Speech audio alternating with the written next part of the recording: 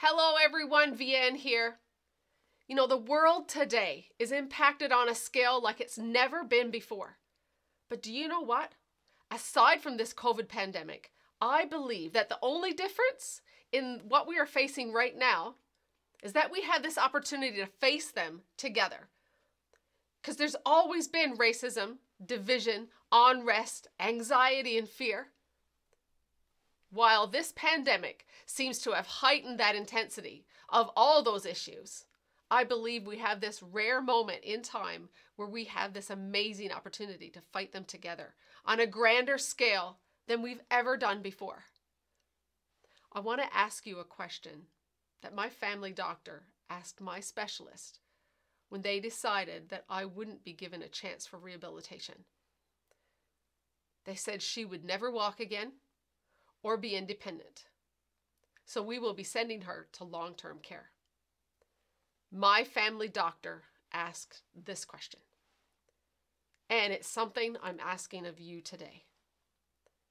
What would you do if this was your daughter? What would you do if what happened to George Floyd happened to your child, or even a friend in your neighborhood? And while this is not your child, or maybe not in your neighborhood, this is your brother. Because you know what? We're all God's creation.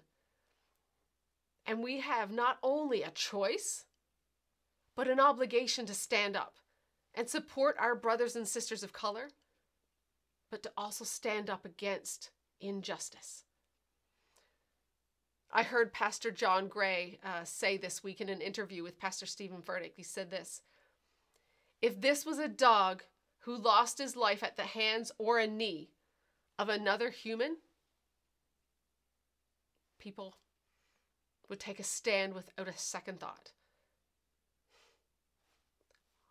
I know I'm going to use my voice to speak out against injustice. And not just because it's wrong, but because I love people. And I hate to see people hurt when I know I can help. I don't pretend to understand or know it all. But what I do know is this: all lives matter in the eyes of God. In the eyes of God, there are no color, no race. Even the lives of unborn, the handicapped, the old, the young, all the lives matter in the eyes of God. I don't understand all the politics behind everything, or have a full understanding of what my POC friends or my Indigenous friends or anyone who's experienced racism, I don't understand what they've truly endured. But I do know this, that we need to stop focusing on what we don't have in common or what we don't understand about others, and focus on what we do know and what we do understand. And what we do understand is this: that we all have the same basic need and desire to be heard, to be seen, and to be loved. And that is something that we all have the power to do for another human being. And I'm calling out you to stand up against your fear of man, but also I'm asking you to speak out against complacency. How many of you have been in a room full of people? Maybe it was your birthday party, or maybe it was an event that you had. You were surrounded by all those people, and they matter.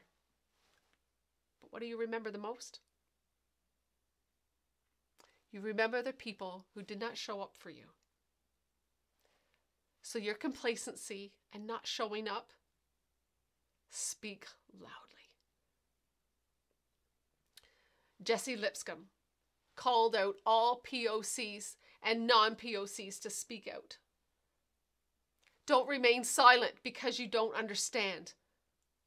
And I'm calling out my non-POC friends, but also my PAOC and my PAON brothers and sisters. All of my church or faith-based friends from all religions. I think it's time where we make a stand. We take a stand to help when for years we have remained silent. If you're wondering, what can I do? You can be the change. You can have conversations. Be intentional, not only for today or tomorrow, but the days and weeks and years to come. But what can I do today, you ask? You can tell people about this rally that's happening tomorrow night. What can you do tomorrow? You can log into this rally, share it, be a voice, let people hear that their lives matter. Let people see that you care. What can you do after the rally? You can send in a video of you telling why you chose to support. And it could be as simple as I joined because I don't understand it, but I want to. And by showing up, you show your love for humanity. There's a verse in the Bible that I just feel is relevant for me, and I believe it's relevant for anyone watching or hearing my voice. It's Esther 4:14. For if you remain silent at this time, relief and deliverance for the Jews will arise from another place, but you and your father's family will perish. And who knows but that you have come to this royal position for such a time as this. You may not feel very royal, but this is a very important time. And if you remain silent, it could be that someone else loses their life. Maybe you think, what can one person do? What can I do? Rob Siltanen said this: the ones who are crazy enough to believe that they can change the world are often the ones who do. Do you believe that? I'm believing that. Let's be world changers, you guys. Would you join me and the many others for the Be the Change rally? This live streaming rally tomorrow night.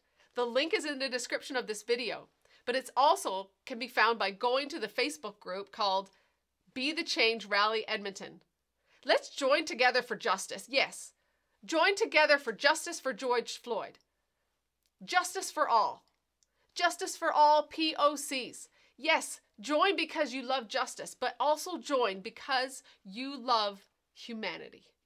Let's be the change. Let's be the change, you guys. See you tomorrow night.